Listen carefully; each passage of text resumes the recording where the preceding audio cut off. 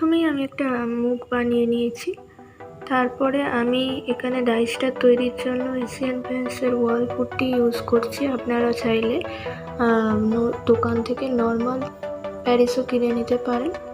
তা এরপর প্যারিসটার মধ্যে এবার অল্প করে একটু জল দিয়ে শক্ত শক্ত করে এটা মাখতে হবে।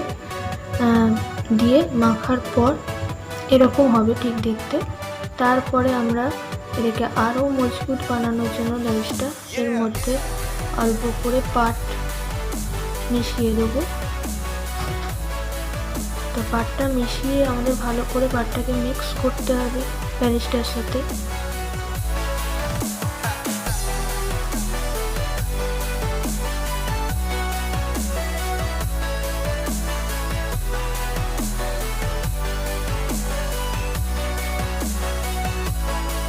এটাকে ভালো করে মিক্স করে নেওয়ার পর এবার যে মুখটা আমি বানিয়ে রেখেছিলাম সেটার মধ্যে ভালো করে পাউডার দিয়ে দিচ্ছি, কারণ যাতে ডাইসটা তৈরির সময় ওটা লেগে না যায়। এবার কি করতে হবে, যে প্যারিসটাকে আমরা হাতে নিয়ে একটুখানি চ্যাপটা মতো করে নিয়ে মুখটাকে পুরোটা কভার করে দেবো। বেশি চাপ দিলে চলবে না, কারণ প্যারিসটা আটকে যেতে পারে। তো হালকা হালকা করে পুরো মুখটাকে কভার করে দিতে হবে।